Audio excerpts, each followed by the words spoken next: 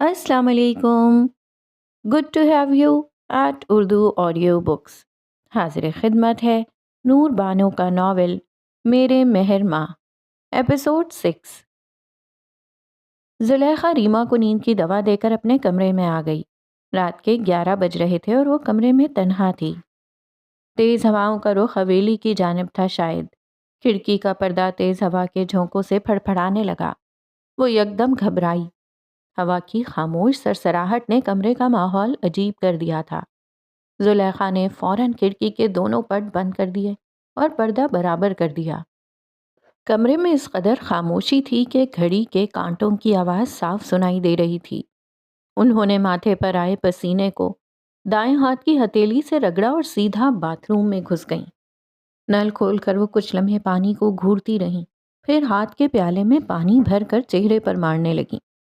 جیسے ہی انہوں نے چہرے پر پانی ڈال کر سامنے دیوار میں نصب آئینے میں خود کو دیکھا، وہ پل بھر میں ساکت ہو گئیں. ان کے دونوں ہاتھوں اور چہرے پر خون لگا ہوا تھا. انہوں نے زور زور سے دونوں آنکھیں جھپکائیں. نل سے پانی کی جگہ خون بہہ رہا تھا. وہ دونوں ہاتھ منہ پر رکھ کر زور سے چلائیں اور ہڑبڑی میں ان کا پاؤں باتھ روم کی ٹائل پر پھسلا، سر زمین سے ٹکرایا اور آنکھ کے سامنے یکدم ایک کالا سایہ منڈلایا. اس کالے سائے میں زلیخا کو بی جان کا خوفناک سا عکس دکھائی دیا اور پھر وہ عکس اچانک غائب ہو گیا. یہ وہ خون ہے اماں جس میں آپ، میں اور یہ پوری حویلی ڈوب جائے گی. یہ وہ آخری سرگوشی تھی جو زلیخا کی سماعتوں میں گونجی تھی اور پھر ان پر بے ہوشی طاری ہو گئی. وہ پورے انہماک سے لائبریری میں بیٹھی کسی کتاب کا مطالعہ کر رہی تھی جب الحان چمپینزی کی طرح کہیں سے نکل کر اس کے مقابل رکھی کرسی پر آ بیٹھا تھا.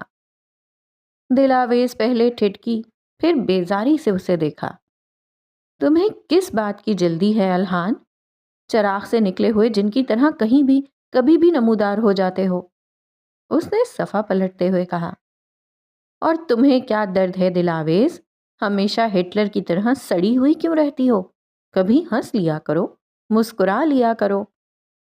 وہ اسی کے انداز میں بولا تو دلاویز کے کندھے ڈھلکے. اچھا، اوکے، ٹھیک ہے، کام کیا ہے بولو، اس نے کتاب بند کرتے ہوئے کہا تو الحان ٹیبل پر رازداری سے جھکتا ہوا قریب آیا. کسی لڑکی کو اپنے دل کی بات بتانی ہو تو کیسے بتائی جائے؟ وہ سرگوشی کرنے والے انداز میں بولا. سوچنا بھی مت الحان ڈسوزا، میں شادی شدہ ہوں. وہ تیوری چڑھا کر بولی تو الحان نے مصنوعی بیزاری سے مسکراتے ہوئے دلاویز کو گھور کر دیکھا. یہ سامنے تارے دیکھ رہی ہو؟ یہ اگر اصلی بھی ہوتے تو میں تمہارے لیے نہیں توڑتا. الحان نے دیوار پر لگی ایک پینٹنگ کی جانب اشارہ کرتے ہوئے کہا جس میں ایک رات کا منظر اور آسمان پر ستارے پینٹ کیے ہوئے تھے. وہ اس کی بات سمجھ گئی. اچھا، مجھے نہیں معلوم کہ کسی کو اپنے دل کی بات کیسے بتائی جاتی ہے. اس کے لہجے میں ہلکی سی اداسی گھل گئی جسے الحان نے محسوس نہیں کیا. تو کیا تم نے اپنے شوہر سے کبھی اظہار محبت نہیں کیا؟ سوال دو ٹوک تھا.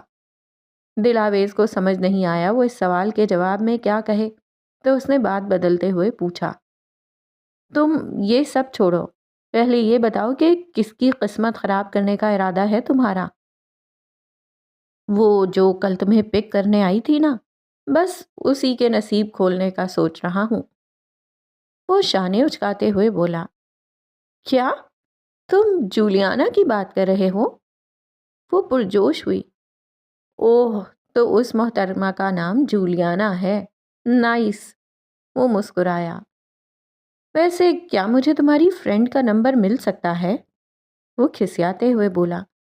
بالکل بھی نہیں.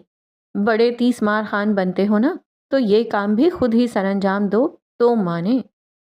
وہ دوبارہ کتاب کھولتے ہوئے شرارتی سی مسکرائی. واہ، زبان لمبی ہو گئی ہے تمہاری. بلی، دیکھ لوں گا میں تمہیں. وہ چڑھتے ہوئے بولا، مگر دلاویز کے کان پہ جوں تک نہیں رینگی. وہ ہنوز کتاب میں جھکی رہی. میر آہل میٹنگ روم میں پاور سیٹ سے ٹیک لگائے کوئی بورنگ سی پریزنٹیشن دیکھ رہا تھا. بیزاری اس کے چہرے سے صاف ٹپک رہی تھی۔ مائیکل بھی دائیں جانب کرسی پر براجمان تھا اور گاہے بگاہے ایک نظر ساتھ بیٹھے آہل پر بھی ڈال لیتا تھا۔ دن بدن اس کی دلچسپی کام سے ختم ہوتی جا رہی تھی۔ دلاویز نام کا بھوت نہ جانے کیوں اس کے سر پر سوار ہونے لگا تھا۔ ایسے ہی چلتا رہا تو بہت جلد میں سڑک پر آ جاؤں گا، اس نے سرگوشی کرتے ہوئے اپنی گردن مس لی۔ سوری سر، آپ نے کچھ کہا؟ مائیکل نے میر آہل کے لبوں کی حرکت کو پڑھ لیا تھا۔ ہاں، میں نے کہا کہ میرے سر میں کچھ درد ہے، اس نے سر مسلتے ہوئے کہا تو میٹنگ روم میں سناٹا چھا گیا۔ الینا، باقی کی میٹنگ تم اٹینڈ کر لو اور فائل مائیکل کے ہاتھوں میرے گھر پہنچا دینا، میں بعد میں دیکھ لوں گا۔ وہ کوٹ کے بٹن مقفل کرتا ہوا کرسی سے اٹھ کھڑا ہوا تو روم میں موجود باقی لوگوں نے بھی اس کی تقلید کی۔ مائیکل نے سر کو جنبش دیتے ہوئے آگے بڑھ کر روم کا دروازہ کھولا اور وہ بنا ایک لمحہ ضائع کیے وہاں سے نکل گیا۔ مائیکل جیسے ہی دروازہ مقفل کر کے واپس مڑا تو لمحے بھر کے لیے ٹھٹکا۔ روم میں ہنوز خاموشی تھی۔ جیک جو سامنے کھڑا پریزنٹیشن دے رہا تھا وہ بھی خاموش تھا۔ سب گو مگو ایک دوسرے کو دیکھ رہے تھے۔ آپ سب کو سانپ کیوں سونگ گیا ہے؟ مائیکل نے زور سے تالی بجاتے ہوئے سب کو متوجہ کیا تو سب نے ایک ساتھ اس کی طرف دیکھا۔ سر، کچھ دنوں سے بدلے بدلے سے دکھائی دے رہے ہیں، الینا کہے بنا رہ نہ سکی۔ ہاں، اور آج کل تو سر آفس بھی لیٹ آتے ہیں، جان نے بھی تبصرہ کیا۔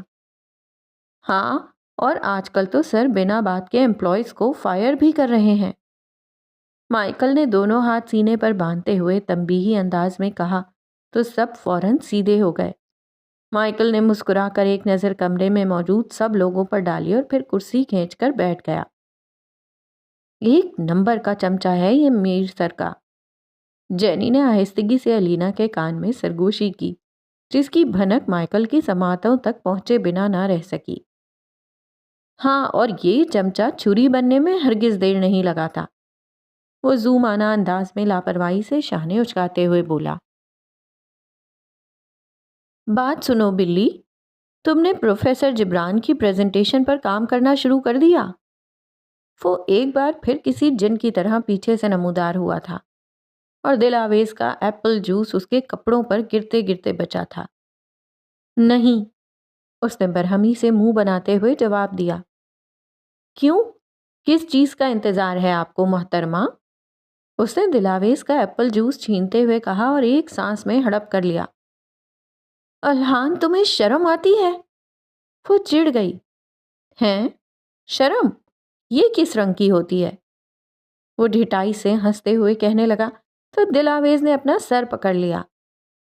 نہ جانے کون سا گناہ ہوا تھا مجھ سے جو مجھ پر تم مسلط ہوئے، وہ رونی صورت بناتے ہوئے بولی۔ اچھا، اب لمبی بحث مت کرو، یہ بتاؤ پریزنٹیشن کیوں نہیں بنائی اب تک؟ وہ ایپل جوس کا ڈسپوزیبل گلاس 4 فٹ دور رکھے ڈسٹ بن میں اچھالتے ہوئے گویا ہوا۔ وہ میرے پاس لیپ ٹاپ نہیں ہے، وہ منمنائی۔ کیا؟ تم نے اب تک لیپ ٹاپ نہیں خریدا دلاویز؟ وہ دبا دبا سا چلایا تو دلاویز نے اس بات میں سر ہلایا۔ حد ہے بھائی، چلو چل کر پہلے تمہارا لیپ ٹاپ لے لیتے ہیں اور پلیز تھوڑا جلدی کرو، پرسوں یہ پریزنٹیشن جمع کروانی ہے۔ وہ بنا کچھ سنے آگے بڑھ گیا۔ دلاویز نے بھی بادل ناخواستہ قدم آگے بڑھا دیا۔ ایسٹن سے نکل کر تقریباً 10 سے 15 منٹ کی واک کے بعد وہ دونوں اسکوائر شاپنگ سینٹر کے سامنے والی سڑک پر کھڑے تھے۔ کتنا دور ہے یہ مال؟ چل چل کر میرے پاؤں درد کر رہے ہیں، وہ دھوپ کی وجہ سے آنکھ پر ہاتھ سے سایہ کرتے ہوئے بولی۔ میں نے تو تمہیں آفر کی تھی مگر تم پر ہی پیدل چلنے کا بھوت سوار تھا، وہ اپنی کاواساکی ننجا کی چابی انگلی پر گھماتے ہوئے بولا۔ نہیں، مجھے اپنی جان بہت عزیز ہے، اور ویسے بھی کوئی بیوقوف کم عقل پاگل ہی ہوگا جو تمہاری کاواساکی پر بیٹھے گا، وہ سر کو دائیں سے بائیں ہلاتے ہوئے بولی۔ خبردار جو میری بیبی کو ایک لفظ بھی کہا تو، وہ غرایا۔ یقین کرو جسے بھی خودکشی کا شوق ہوگا نا، وہی تمہاری بائک پر بیٹھے گا۔ ویسے کتنوں کو اڑایا ہے اب تک تم نے اپنی بائک سے؟ وہ الحان کے تاثرات دیکھ کر محظوظ ہو رہی تھی، اس لیے اس کی کاواساکی کی شان میں مزید بڑھ چڑھ کر بولی، مجھے تو لگ رہا ہے تمہیں بھی خودکشی کا شوق ہے، اب تم بھی دیکھ کر چلنا ورنہ سب سے پہلے تمہیں ہی اڑاؤں گا۔ وہ ناک چڑھاتا ہوا آگے بڑھ گیا اور دلاویز بھی شرارت سے مسکراتے ہوئے اس کے پیچھے پیچھے چل پڑی۔ میر آہل گاڑی کی پچھلی نشست پر آرام سے ٹیک لگا کر بیٹھا کھڑکی سے باہر جھانک رہا تھا۔ چہرے پر پڑتی سورج کی نرم سی شعائیں اسے تقویت دے رہی تھیں۔ گاڑی سگنل پر ٹھہری ہوئی تھی، اس کے دل میں ایک عجیب سا اطمینان اور گھر جانے کی پرجوشی تھی۔ آج سے پہلے ایسا کبھی نہیں ہوا تھا، مگر اب ایسا ہونے لگا تھا۔ آفس کا کام جلدی جلدی ختم کر کے وقت سے پہلے گھر جانا اب معمول بنتا جا رہا تھا، صرف اس خوشبو کے لیے جو اب اس گھر سے آتی تھی۔ اس سے پہلے وہ پتھر اور اینٹوں پر تعمیر کردہ ایک مکان تھا، مگر اب جب سے دلاویز آئی تھی، معمولی پتھر اینٹوں والا مکان گھر بن گیا تھا۔ کچن سے آتی خوشبو اور ہر روز ڈائننگ ٹیبل پر سجے نت نئے پکوان، یہ سب اس کی عادتیں خراب کر رہے تھے۔ اور پہلی بار ایسا ہوا تھا کہ میر آہل نے اپنے آپ کو بندشوں کی زنجیروں میں جکڑا نہیں تھا، مگر سیکنڈز لگے تھے اس کا سکون اور اطمینان غارت ہونے میں۔ اس نے ایک جھٹکے میں آنکھوں پر ٹکے سیاہ چشمے کو نوچتے ہوئے ہٹایا۔ سگنل کے سامنے والی سڑک پر دلاویز کسی لڑکے کے ساتھ کھڑی ہنستی مسکراتی نظر آ رہی تھی۔ اسے لگا سورج کی نرم شعائیں اس کے بدن میں پیوست ہو جائیں گی۔ میر آہل نے چشمے کو اتنی زور سے مٹھی میں بھینچا کہ چشمہ ٹک کی آواز کے ساتھ ٹوٹ گیا۔ میر آہل کی آنکھیں یکدم سرخ ہوئیں، غصے سے ہاتھ اور گردن کی نسیں ابھرنے لگیں۔ آج میر آہل پر اذیت کی ایک نئی قسم افشاں ہوئی تھی۔ وہ عورت زبردستی اس کی زندگی میں شامل کی گئی تھی، پھر اسے کسی اور کے ساتھ ہنستا مسکراتا ہوا دیکھ کر اسے اذیت کیوں محسوس ہو رہی تھی؟ یہ محبت کی منزل تک جاتی وہ سیڑھی تھی جو اکثر انسان کے دل کو جلا کر راکھ کر دیتی ہے۔ اس نے زور سے بھینچی مٹھی کو سیٹ پر مارا کہ ڈرائیور نے ٹھٹک کر بیک ویو مرر میں میر آہل کو دیکھا، مگر پوچھنے کی ہمت نہ جٹا سکا۔ دلاویز اس لڑکے کے ساتھ مال میں داخل ہو گئی تھی اور تب تک سگنل بھی کھل چکا تھا۔ ڈرائیور نے گاڑی آگے بڑھا دی۔ اس نے ڈرائیور کو اشارے سے گاڑی سائڈ پر لگانے کا حکم دیا اور گاڑی سے نکل کر باہر آ گیا۔ میر آہل آسمان کی جانب سر اٹھائے کھلی فضا میں گہری گہری سانسیں لینے لگا۔ ڈرائیور گاڑی کے پاس ہاتھ باندھے میر آہل کو خاموشی سے دیکھ رہا تھا۔ آس پاس سے گزرتے لوگ بھی گاہے بگاہے اس کو دیکھ رہے تھے۔ آہل نے اس سے گاڑی کی چابیاں لیں اور گھر جانے کے بجائے وہ یوں ہی بے مقصد گاڑی برمنگھم کی سڑکوں پر بھگاتا رہا۔ دوپہر سے شام ہوئی اور شام رات کے سائے میں قطرہ قطرہ ڈھلنے لگی جب میر آہل گھر میں داخل ہوا۔ مین دروازے سے اندر داخل ہوتے ہی دائیں جانب ڈائننگ ہال سے نت نئے کھانوں کی خوشبو اس کے ارد گرد چکرانے لگی، مگر آج اس خوشبو نے اسے تقویت نہیں دی تھی، بلکہ آج اس خوشبو نے اس کے روم روم میں آگ لگا دی تھی۔ اس کے صبر کا پیمانہ ایک بار پھر لبریز ہوا۔ وہ ایک ہاتھ سے ٹائی نوچتا ہوا سیدھا دلاویز کے کمرے کی جانب بڑھ گیا۔ اس وقت وہ واش روم سے شاور لے کر نکلی تھی اور شیشے کے سامنے کھڑی اپنے لمبے سنہرے بالوں کو سکھا رہی تھی جب یکدم کمرے کا دروازہ جھماکے سے کھلا۔ وہ گھبرا کر پلٹی۔ میر آہل کو طیش میں دیکھ کر اس کے پاؤں منجمد ہو گئے۔ میر آہل نے دیکھا کہ بستر پر ایک برانڈ نیو چمکتا ہوا لیپ ٹاپ رکھا ہوا ہے اور سیکنڈز لگے تھے میر آہل کو وہ لیپ ٹاپ اٹھا کر دیوار پر مارنے میں، اور دھڑ سے وہ چمکتا ہوا لیپ ٹاپ بہت سے ٹکڑوں میں تقسیم ہو گیا۔ دلاویز اس کا غضبناک غصہ دیکھ کر ڈر کے مارے کمرے سے بھاگنے لگی۔ میر آہل نے جھپٹ کر پیچھے سے اس کی نازک دودیا کلائی کو اپنے مضبوط ہاتھوں میں جھکڑ لیا اور اسے دھکیلتا ہوا پیچھے دیوار تک لے گیا۔ اس کی گرفت اس قدر سخت تھی کہ دلاویز کے سرخ متورم ہونٹوں سے سسکی خارج ہوئی، مگر میر آہل کے دل کو موم کرنے میں ناکامیاب رہی۔ پلیز آہل، مجھے تکلیف ہو رہی ہے، چھوڑیں۔ اس کی گہری سیاہ آنکھیں آنسوؤں ابلنے لگیں۔ اور میری تکلیف کا کیا دلاویز؟ وہ خون رنگ ہوتی آنکھیں اس کے فق ہوتے چہرے پر گڑاتے ہوئے بولا، اگر آپ کو میری موجودگی اتنی تکلیف دیتی ہے تو آپ مجھے چھوڑ کیوں نہیں دیتے؟ وہ اپنی کلائی چھڑانے لگی۔ کیا کہا تم نے؟ وہ غصے سے ایک بار پھر دہاڑا، مگر اس بار دلاویز نہیں سہمی، بلکہ اپنی بھیگی پلکیں اٹھا کر ہمت سے آہل کی سرخ آنکھوں میں دیکھا۔ آپ کو مجھ سے نفرت ہے نا؟ نم آنکھیں اور بھیگا لہجہ، دلاویز کی کالی گہری آنکھوں نے اس کے دل میں ہلچل مچا دی تھی۔ میر آہل نے تند مزاجی سے دلاویز کے کندھے اور سینے پر بکھرے بالوں کو پیچھے کیا اور آہستگی سے اس کے کان پر جھکا۔ میر آہل کے وجود سے اٹھتی خوشبو نے دلاویز کو مدہوش کر دیا تھا، مگر اگلے ہی لمحے اس کا وجود برف ہوا۔ اس کی نگاہوں میں بے یقینی ابھری۔ مجھے نفرت کا سہارا لینے کی ضرورت نہیں، میری محبت ہی تمہیں تڑپانے کے لیے کافی ہے۔ اس نے دلاویز کے کان میں سرگوشی کرتے ہوئے اسے ایک جھٹکے سے پیچھے کیا۔ وہ ایک بار پھر دیوار سے ٹکرا گئی تھی۔ یاد رکھنا، آج سے تمہاری ہر سانس پر میر آہل کے نام کا پہرا ہوگا۔ وہ ایک قدم قریب آیا۔ دونوں کے درمیان کا فاصلہ بہت تھوڑا رہ گیا تھا۔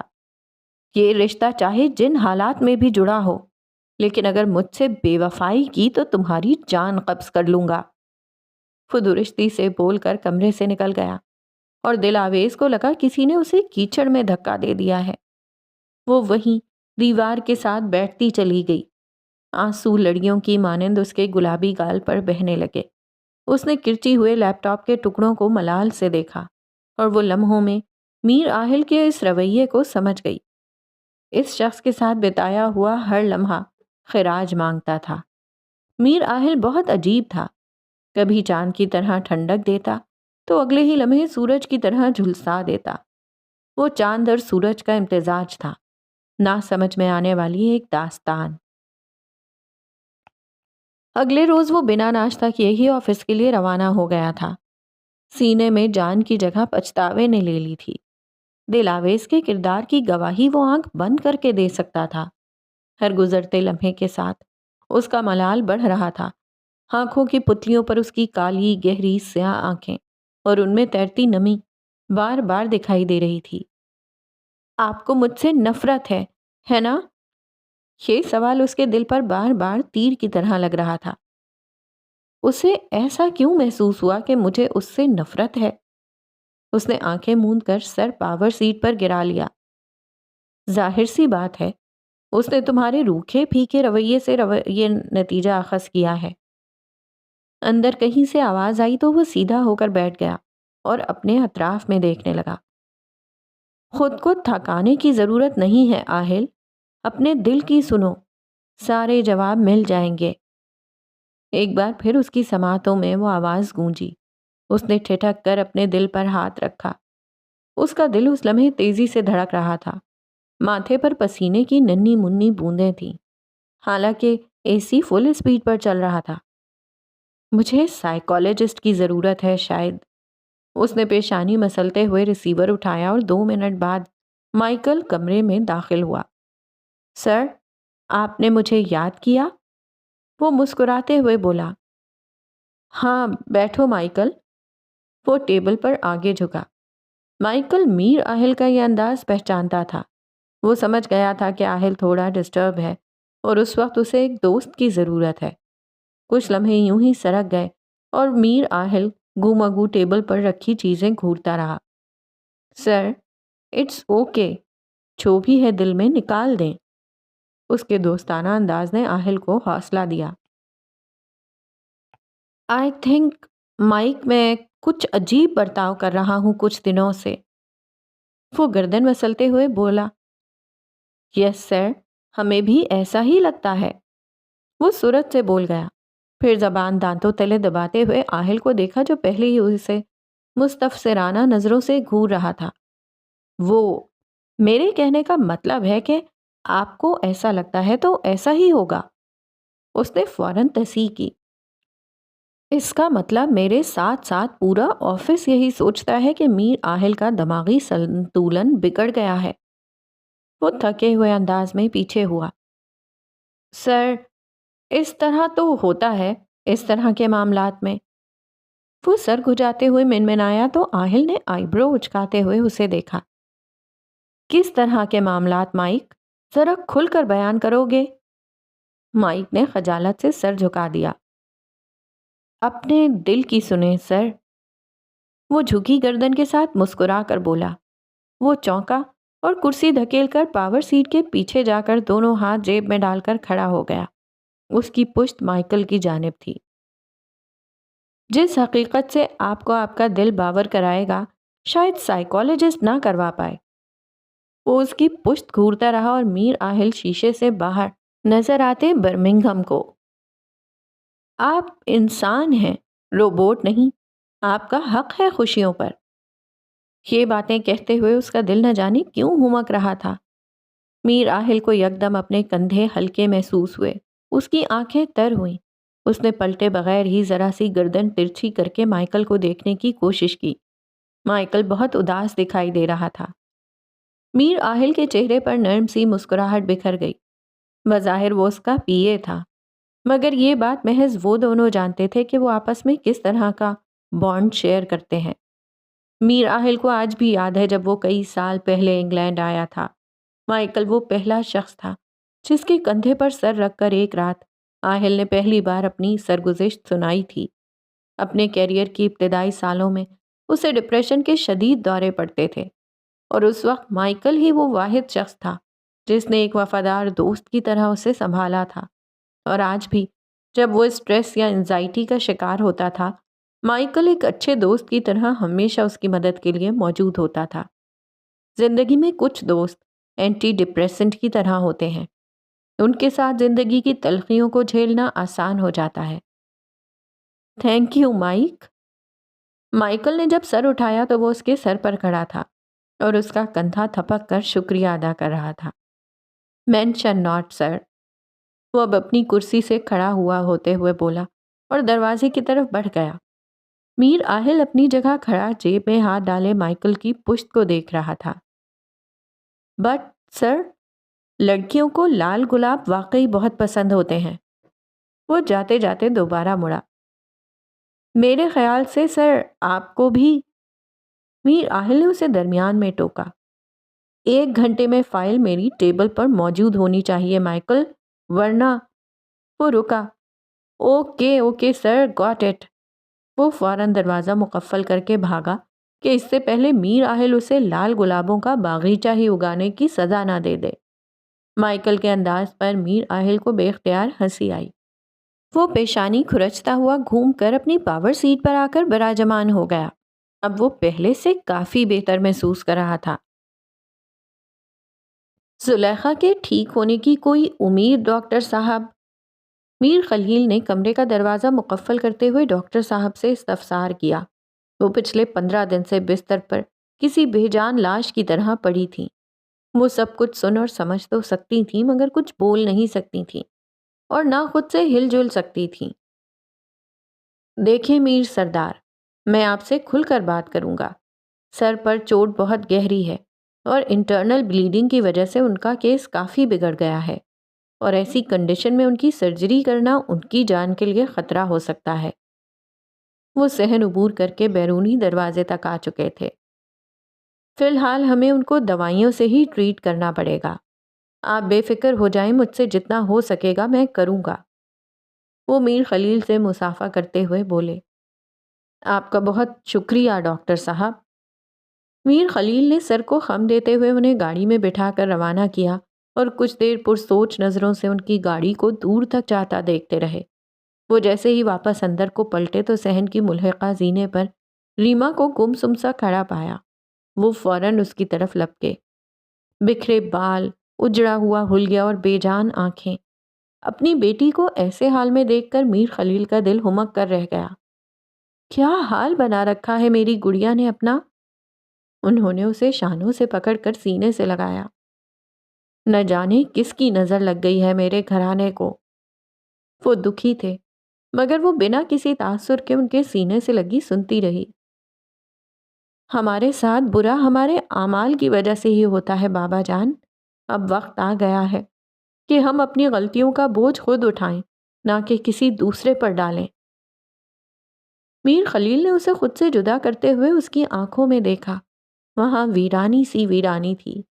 یہ وہ ہنستی کھیلتی بے حساب باتیں کرتی ریما نہیں تھی، یہ تو کوئی اور ہی تھی۔ میر خلیل کے ہونٹوں پر قفل لگ گیا۔ وہ حیرانگی سے اسے یک لخت تکتے چلے گئے۔ وہ اس وقت آفس سے تھکا ہوا آیا تھا اور ڈریسنگ کے سامنے کھڑا اپنے کف لنکس کھول رہا تھا جب غیر متوقع طور پر دروازے پر دستک ہوئی۔ یس کم ان، وہ بنا پلٹے ہی شیشے میں نظر آتے دروازے کی جانب دیکھتے ہوئے بولا اور پھر فوراً چونکا۔ دروازہ دھکیل کر دل آویز اندر داخل ہوئی۔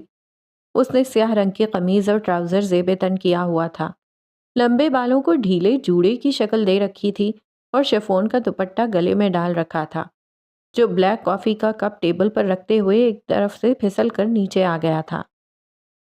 کوئی کام؟ میر راحل نے فوراً نظریں دوسری جانب کرتے ہوئے استفسار کیا۔ میں کسی کام سے نہیں بلکہ آپ سے ایک بات کلیئر کرنے آئی ہوں، وہ دوپٹے کو دوبارہ کندھے پر ڈالتے ہوئے بولی۔ بولیں، میں سن رہا ہوں۔ میر آہل نے کفلنگز کھولتے ہوئے پلٹ کر اسے سر سے پاؤں تک آئی بروز اچکا کر دیکھا۔ الہان میرا کلاس فیلو ہے اور وہ رکی اور وہ سینے پر ہاتھ باندھ کر سیدھا ہوا، نہ جانے وہ کیا سننا چاہ رہا تھا، اور بہت اچھا دوست بھی، وہ مضبوط لہجے میں بولی۔ میر آہل نے ضبط سے مٹھیاں بھینچ لیں۔ مجھے پریزنٹیشن بنانے کے لیے لیپ ٹاپ کی ضرورت تھی، اس لیے ہم مال گئے تھے، بس۔ اس نے رک کر میر آہل کے تاثرات دیکھے۔ تمہیں کسی چیز کی ضرورت تھی تو جولیانا کو کہہ سکتی تھیں، اسے میں ہر مہینے اسی کام کے پیسے دیتا ہوں۔ دل آویز کی ڈھٹائی اسے ناگوار گزری تھی۔ آپ جیسا سوچ رہے ہیں ایسا کچھ نہیں ہے، دل آویز برہمی سے بولی۔ میر آہل نے ہونٹ دبا کر گردن پیچھے پھینکتے ہوئے آنکھیں ضبط سے بند کیں۔ واضح دکھائی دے رہا تھا کہ وہ اس بحث سے اکتا گیا ہے۔ جاتے ہوئے دروازہ بند، اور یکدم دروازہ ٹھا کی آواز سے بند ہوا تھا۔ میر آہل نے چونک کر آنکھیں کھولیں۔ دل آویز پہلے ہی دروازہ مار کر جا چکی تھی اور وہ حیرانگی سے بند دروازے کو دیکھتا رہ گیا تھا، پھر شانے اچکا کر دوبارہ آئینے کی جانب مڑ گیا۔ ہاؤ اوبیڈینٹ، وہ شیشے میں خود کو دیکھتے ہوئے مسکرا کر بولا۔ دل آویز کا غصہ اس نے پہلی بار دیکھا تھا۔ کسی نے پہلی بار میر آہل پر غصہ کرنے کی ہمت کی تھی، اور زندگی میں پہلی بار اسے کسی کے غصے پر بے انتہا پیار آیا تھا۔ اگلے روز ناشتے کی ٹیبل پر غیر معمولی سا سناٹا تھا۔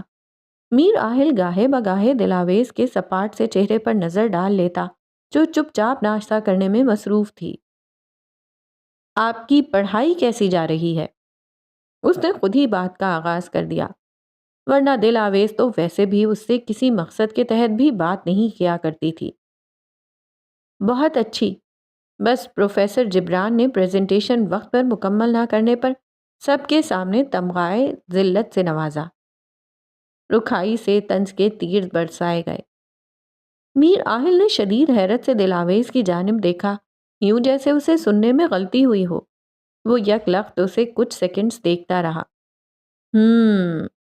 اس نے جان بوجھ کر کو لمبا کھینچا تو دل آویز مزید زچ ہوئی۔ گلابی ڈوروں سے سجی برہم آنکھیں، خفا خفا سا انداز اور طنز کے شہد میں بھیگا لہجہ۔ میر آہل نے نیپکن سے منہ پوچھنے کے بہانے اپنی مسکراہٹ چھپائی۔ اس کا دل کیا کہ وہ اسی طرح اس پر حق جتائے۔ یہ وہ احساس تھا جس سے وہ ایک عرصہ محروم رہا تھا، اور اب جب وہ غیر دانستہ ہی صحیح اس پر اپنا حق جتا رہی تھی تو کسی انجانے احساس سے میر آہل کا سینہ ایک بار پھر لبریز ہو رہا تھا۔ ویسے کل کی کافی کا ذائقہ بالکل تمہاری طرح تھا، وہ ٹیبل سے اٹھتے ہوئے بولا، اور پھر ذرا سا دل آویز کی جانب جھکا اور اس کے کان میں ہلکی سی سرگوشی کی۔ ایک دم کڑوا۔ وہ کھلے دل سے مسکرایا اور کوٹ کا بٹن لگاتے ہوئے آفس کے لیے نکل گیا، اور وہ شرمندگی سے سر جھکائے جوں کی توں بیٹھی رہ گئی۔ میر آہل جب بیرونی دروازہ عبور کر کے باہر آیا تو اس کے چہرے پر ایک معنی خیز مسکراہٹ تھی۔ مائیکل کو اس کے چہرے کا اطمینان دیکھ کر بہت خوشی ہوئی۔ اس نے آگے بڑھ کر اسے خوشگوار انداز میں گریٹ کیا اور پھر گاڑی کا پچھلا دروازہ کھولا۔ میر آہل گہری مسکراہٹ مائیکل کی جانب اچھالتا گاڑی میں بیٹھ گیا۔ کل والا ملال اب ہوا میں تحلیل ہو گیا تھا۔ گاڑی ایک بار پھر اس سگنل پر جا ٹھہری جہاں اس نے فلاور کارڈ دیکھا تھا۔ سر، لڑکیوں کو لال گلاب واقعی بہت پسند ہوتے ہیں۔ مائیکل کا مذاق میں کہا گیا جملہ اس کے کانوں میں گونجا تو وہ سر جھکا کر ایک بار پھر مسکرایا۔ خیال تو ذہن میں آ گیا تھا، مگر اسے عملی جامہ وہ کیسے پہناتا، یہ ایک بہت بڑا معمہ تھا، کیونکہ آخر کار کو وہ تھا تو میر آہل، اتنی آسانی سے اپنی انا کا پرچم کیسے جلا سکتا تھا؟ میر خلیل ایزی چیئر پر خاموشی سے بیٹھے بستر پر لیٹی زلیخا کو گہری نظروں سے دیکھ رہے تھے۔ وہ سفید کاٹن کی شلوار قمیض میں ملبوس تھے اور کتھئی رنگ کی چمکدار سی شال کندھوں پر ڈال رکھی تھی۔ خلیل، تیرے لیے میں نے ایک فیصلہ کیا ہے پتر، بی جان صوفے پر میر خلیل کے برابر بیٹھتے ہوئے رسان سے بولی۔ جی بی جان، وہ مؤدبانہ سے سر خم کرتے ہوئے بولے، میں نے تیری شادی کرنے کا فیصلہ کیا ہے۔ رابعہ اسی وقت پانی کا گلاس لے کر لاؤنج میں داخل ہوئی تو میر خلیل نے کنکھیوں سے رابعہ کے نازک سراپے کو دیکھا۔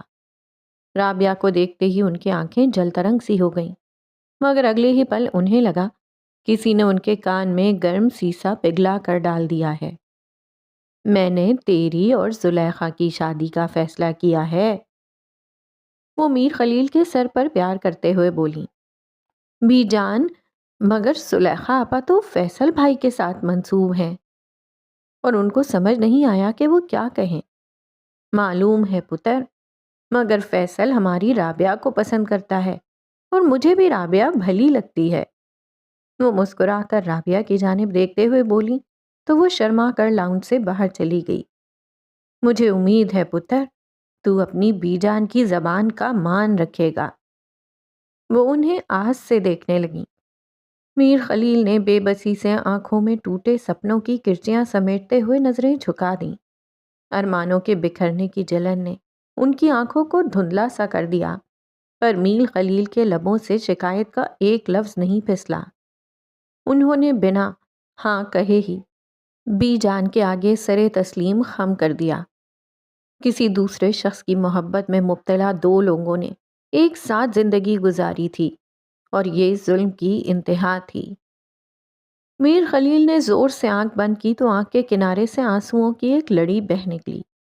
ادھوری محبت کی چبھن ہر سانس کے ساتھ دل میں ایک نئے سرے سے چھید کرتی ہے، چاہے جتنا وقت گزر جائے، کتنے ہی موسم بیت جائیں، مگر وہ تکلیف جوں کی توں ہی رہتی ہے، اس میں رتی برابر فرق نہیں آتا۔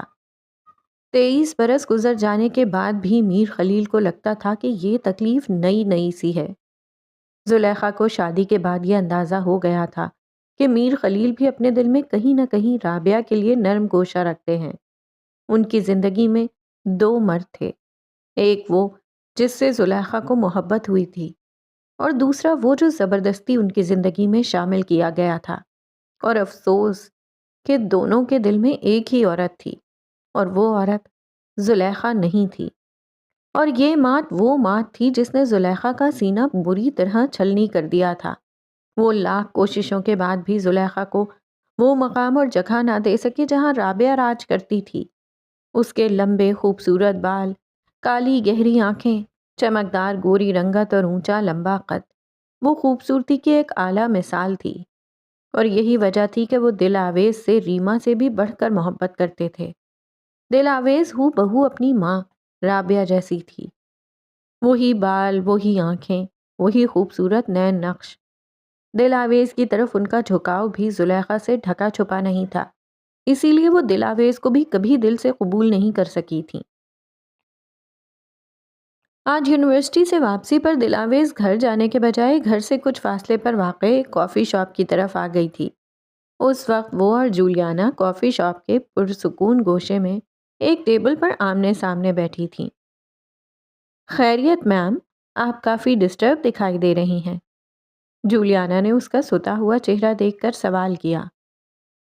پہلے تو تم مجھے یہ میم کہنا بند کرو۔ دلاویز نے آنکھیں گھماتے ہوئے اسے تنبیہ کی تو وہ مسکرانے لگی۔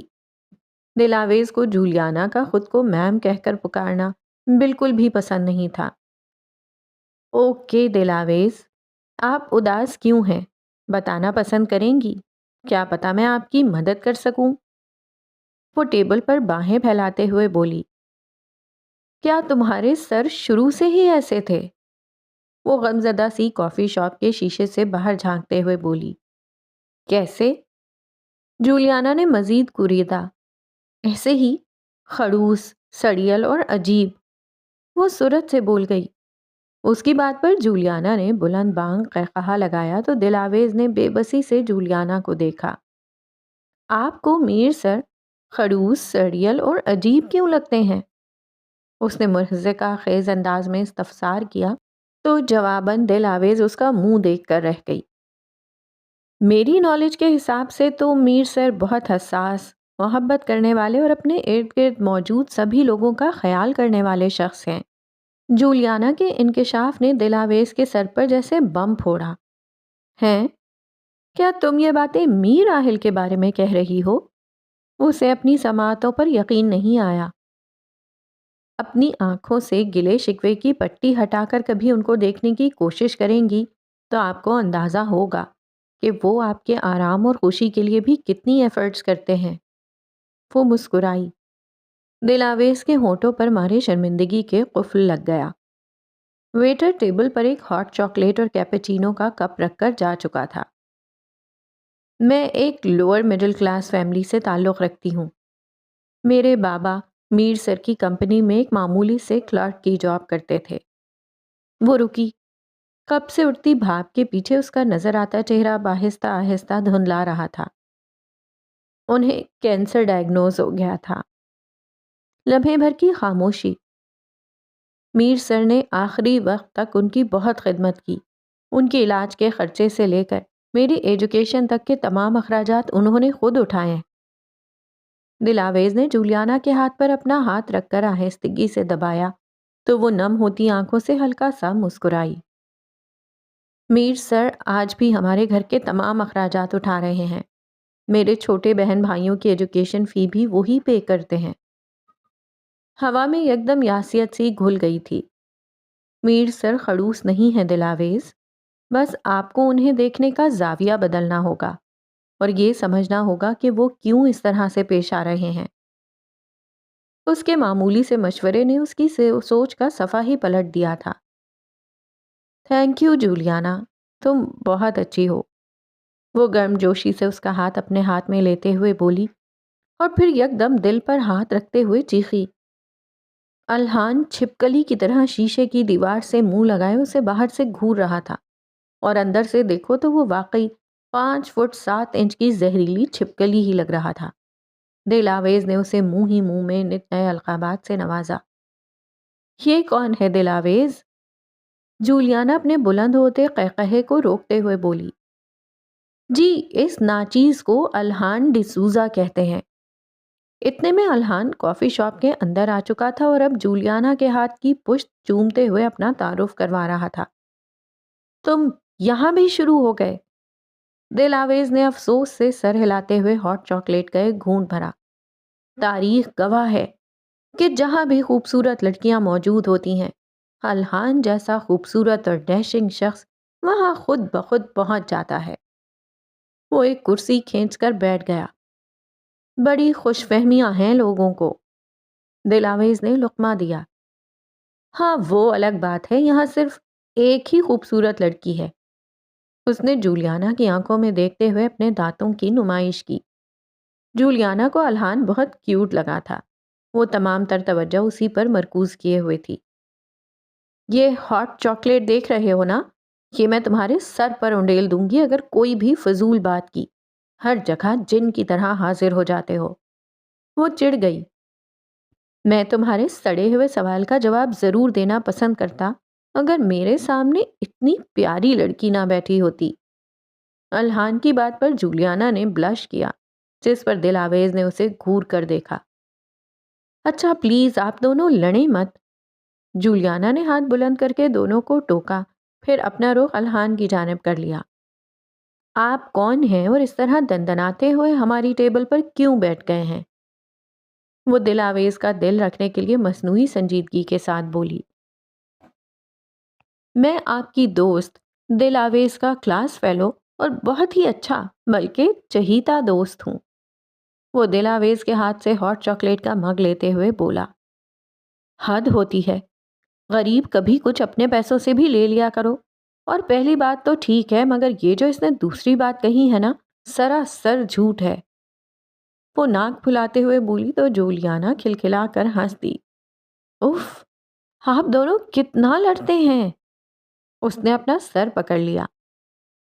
میں نہیں، یہ بلی لڑتی ہے مجھ سے۔ میں تو ایک معصوم بھولا بھالا سا شریف انسان ہوں۔ وہ اپنی شرٹ کا کالر آگے کرتے ہوئے مصنوعی معصومیت سے بولا۔ جی مجھے معلوم ہے آپ کتنے شریف ہیں۔ اب یہاں سے تشریف لے جانے کا کتنا لوگے تم؟ دل آویز تیوری چڑھا کر بولی۔ اپنی زبان منہ میں رکھنے کا کتنا لوگی تم؟ الحان نے بھی اینٹ کا جواب پتھر سے دیا۔ اور لڑائی ختم کرنے کا کتنا لیں گے آپ دونوں؟ جولیانا نے دونوں کو بے بسی سے دیکھا اور اگلے ہی پل تینوں کھلکھلا کر ہنس پڑے۔ اینا اورنگزیب آفس کی راہداری میں دونوں ہاتھ کوٹ کی جیب میں مقید کیے بہت اطمینان سے میر آہل کے آفس کی سمت جا رہی تھی۔ اس نے سیاہ رنگ کی جینز اور سفید ٹی شرٹ کے اوپر کافی براؤن کلر کا لمبا سا کوٹ پہن رکھا تھا۔ پیروں میں سیاہ رنگ کے چمکدار لانگ بوٹس پہن رکھے تھے جو ٹخنوں سے کچھ اوپر تک آتے تھے۔ بالوں کو ہلکا سا کرل کر کے کندھوں پر پھیلا رکھا تھا۔ چہرہ کسی بھی قسم کے میک اپ سے پاک تھا۔ اس کی آنکھیں لال سرخ ہو رہی تھیں اور گلابی چہرہ ستا ہوا نظر آتا تھا۔ اس نے ہاتھ ابھی دروازے کے ہینڈل پر رکھا ہی تھا کہ مائیکل نے اسے پیچھے سے روکا۔ میم، سر ابھی مصروف ہیں۔ اینا نے انگارہ ہوتی نظروں سے گردن ترچھی کر کے مائیکل کو مسکرا کر دیکھا۔ مائیکل کو اپنی ریڑھ کی ہڈی میں ہلکی سی سنسناہٹ محسوس ہوئی۔ اس کی مسکراہٹ چٹان سے بھی زیادہ سخت تھی۔ وہ مزید کچھ نہ کہہ سکا۔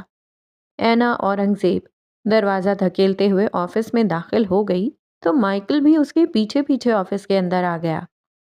میر آہل کی انگلیاں کی بورڈ پر متحرک تھیں۔ وہ کام میں کافی مصروف دکھائی دے رہا تھا اور اینا اورنگزیب کی اچانک آمد نے اسے ڈسٹرب کر دیا تھا۔ اس نے آئی بروز اچکا کر اینا اورنگزیب کو دیکھا اور اس کے پیچھے اندر آتے مائیکل کو۔ سوری سر، مگر میں نے… میر آہل نے ہاتھ جھلا کر اسے باہر جانے کو کہا تو وہ ان دونوں کو تنہا چھوڑ کر باہر چلا گیا۔ میں تمہارا یہ بچپنا مزید برداشت نہیں کروں گا اینا۔ وہ لیپ ٹاپ کی اسکرین نیچے کرتے ہوئے اطمینان سے پاور سیٹ پر ٹیک لگاتے ہوئے تنبیہی انداز میں بولا۔ میں بھی تمہاری بے رخی اب مزید برداشت نہیں کروں گی آہل۔ کہتے ہوئے وہ 2 قدم مزید قریب آئی۔ خاموش کمرے میں اینا اورنگزیب کے بوٹس کی ٹھک ٹھک نے آہل کے ماتھے پر سلوٹوں کا جال بچھا دیا تھا۔ دل آویز میری بیوی ہے، وہ سابقہ انداز میں کرسی کو دائیں بائیں جھلاتے ہوئے بولا۔ You are rejecting me, Aahil. You know I am a crazy bitch. اس نے ٹیبل پر دونوں ہتھیلیاں جما کر جھکتے ہوئے آہل کی نظروں میں جھانکا۔ Touch her. If you dare, Anna. You know I am unforgivable. وہ بھی تھوڑا سا آگے کو جھکتے ہوئے اس کی آنکھوں میں آنکھیں گاڑتے ہوئے اسی کے انداز میں بولا، بلکہ اسے خبردار کیا۔ اینا کے چہرے پر سرد مسکراہٹ برقرار تھی، مگر اس نے اپنی نظریں میر آہل کے چہرے سے نہیں ہٹائیں۔ ٹھیک ہے میر آہل، ایسا ہے تو پھر ایسا ہی صحیح، وہ بنا پلٹے پیچھے ہٹتے ہوئے بولی۔ آفس سے نکلتے ہی اینا کے تاثرات مزید سخت ہو گئے تھے۔ مائیکل نے دور سے اسے آفس کی راہداری عبور کرتے ہوئے دیکھا تھا۔ دل آویز کلاس روم میں موجود اپنی مخصوص کرسی پر بیٹھی ہوئی تھی اور الحان بھی اس کے ٹھیک پیچھے والی کرسی پر براجمان تھا۔ لیکچر شروع ہونے میں ابھی 10 منٹ باقی تھے۔ اے بلی، شو شو، سنو نا! الحان بار بار اسے پیچھے سے آوازیں دے رہا تھا جسے دل آویز جان بوجھ کر انسنا کر رہی تھی۔ سڑی ہوئی عورت، सुन लो ना, वो दांत किचकिचाते हुए बोला। औरत किसे कहा चुसे हुए आम की काली गुठली? दिलावेज ने फौरन गर्दन मोड़ते हुए उसे गुस्से वाली नजरों से देखा। हाँ तो कब से बुला रहा था, तब तो सुनी नहीं तुमने। वो चिढ़ गया। अच्छा, बोलो, क्या तकलीफ है तुम्हें? उसने बहस ना करने को तरजीह दी। प्लीज नोट्स दे दो, मैं लेक्चर शुरू होने से पहले पहले कॉपी कर लूंगा। वैसे भी प्रोफेसर पीटर नए आए हैं, मैं नहीं चाहता उनके सामने मेरा इमेज खराब हो। अल्हान मुल्तजियाना अंदाज में बोला। अच्छा, तो प्रोफेसर जिब्रान के सामने कौन सा तुम्हारी इमेज अच्छी थी पढ़ाई के मामले में? कुछ दिनों में प्रोफेसर पीटर भी तुम्हारी हरकतों से वाकिफ हो ही जाएंगे कि तुम कितने पानी में हो। इसलिए अपने राई के दाने जितने दिमाग पर ज्यादा बोझ मत डालो और चुपचाप मुझे ये सवालात हल करने दो। दिलावेज ने अपने दांतों की नुमाइश करते हुए अल्हान को तीखा सा जवाब दिया। निहायत ही बेमुरव्वत औरत हो तुम। अल्हान ने पीछे से उसके बाल खींच कर कहा। इससे पहले वो कोई रद्द अमल जाहिर करती क्लासरूम का दरवाज़ा खोलकर प्रोफेसर पीटर अंदर दाखिल हुए तो क्लास में मौजूद तमाम स्टूडेंट्स अपनी अपनी जगहों पर आराम से बैठ गए। डेलावेज ने सामने खड़े फॉर्मल सूट में मलबूस दरमियाने कद और मुनासिब शक्ल सूरत वाले शख्स को गौर से देखा था। पीटर की नीली आंखों में दिलावेज का अक्स रच बस गया था। वो शख्स भी कुछ सेकंड्स दिलावेज को खामोशी से देखता रहा। उसकी नजरों से शनासाई झलक रही थी। उसकी नीली आंखों ने दिलावेज के जहन के पन्नों पर कुछ महीनों पहले की वो एक मुलाकात खोलकर बिखेर दी थी। वो प्रोफेसर पीटर से पहले पाकिस्तान से इंग्लैंड आते हुए फ्लाइट में मिल चुकी थी। वो बिल्कुल उसके बराबर में बराजमान था। फिर बर्मिंघम एयरपोर्ट पर पीटर ने उससे सरसरी सी बातचीत भी की थी। दिलावेज ने उसका दिया हुआ कार्ड जिस पर उसका नाम और नंबर मौजूद था वहीं बर्मिंघम एयरपोर्ट के डस्टबिन में डाल दिया था। लेक्चर खत्म होने के बाद वो कैफेटेरिया आ गई थी।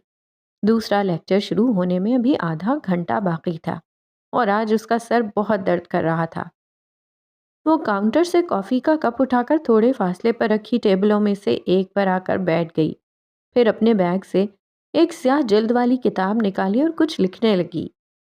कॉफ़ी का सिप लेते लेते वो पूरे इन्हमाक से किताब में कुछ लिख रही थी जब उसकी नज़र स्याह रंग के जूतों पर पड़ी जिसका रुख उसी की जानिब था। उसने सूरत से नज़र उठाकर देखा तो प्रोफेसर पीटर उसके सर पर खड़े मुस्कुरा कर उसे देख रहे थे। वो यकदम किताब बंद करके खड़ी हो गई। अरे, आप खड़ी क्यों हो गई? ऐसे ही, वो झिझकी। कहीं मैंने आपको डिस्टर्ब तो नहीं कर दिया दिलावेज? वो मुस्कुरा कर गोया हुए। नहीं, इट्स ओके प्रोफेसर। उसने मुस्कुराने की भी कोशिश नहीं की। दुनिया कितनी छोटी है ना। देखें, किसने सोचा था कि मैं और आप फिर से यहाँ एस्टन में मिलेंगे। दिलावेज को समझ नहीं आया कि वो उनकी बात के जवाब में क्या कहे। वो शख्स क्यों बिला वजह उससे बात कर रहा था? अगर वो उसका प्रोफेसर ना होता तो दिलावेज उसकी बात सुनना भी पसंद नहीं करती, जैसा उसने एक बार पहले किया था। आप कम बोलती हैं या मुझसे बात करने में दिलचस्पी नहीं रखती? उसे दिलावेज की खामोशी कुछ खास हजम नहीं हुई थी। ऐसी कोई बात नहीं। किताब पर उसकी गिरफ्त मजीद मजबूत हुई। अगर आप चाहें तो मैं आपको ये कॉफ़ी का कप ख़त्म होने तक कंपनी दे सकता हूँ। वो टेबल पर रखे कप की जानिब इशारा करते हुए बोला। दिलावेज ने गूमगू बारी बारी प्रोफेसर पीटर और फिर कॉफ़ी के कप को देखा। इससे पहले कि दिलावेज कुछ कहती, अल्हान उजलत में भागता हुआ दिलावेज के पास आया। दिलावेज, तुम यहाँ हो? मैं तुम्हें पूरी यूनिवर्सिटी में ढूंढ रहा हूँ। उसने पास खड़े प्रोफेसर पीटर को नज़रअंदाज कर दिया तो दिलावेज पजल हुई। अब शक्ल क्या देख रही हो, चलो कॉफ़ी बाद में पी लेना। उसने आओ देखा ना ताओ और सीधा दिलावेज को खींचते हुए कैफेटेरिया से बाहर ले गया। पीटर ने कीना परवर निगाहों से अल्हान को देखा था जो दिलावेज को खींचते हुए कैफेटेरिया के बाहर ले जा रहा था। उसने जोर से मुट्ठियां भींच लीं। अल्हान और दिलावेज खामोशी से साथ साथ चल रहे थे। वो दोनों कैफे की हुदूद से काफी दूर आ गए थे। تھینک یو الحان، وہ اچانک بولی۔ الحان جو دونوں ہاتھ اپنی براؤن جیکٹ کی جیب میں ڈالے خاموشی سے نیچے دیکھتے ہوئے چل رہا تھا، یک دم رکا اور گردن ترچھی کر کے برابر میں چلتی دلاویز کو دیکھا۔ کیا کہا تم نے؟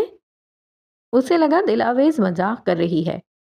تھینک یو الحان، وہ رک کر اسے متشکر نگاہوں سے دیکھتے ہوئے بولی۔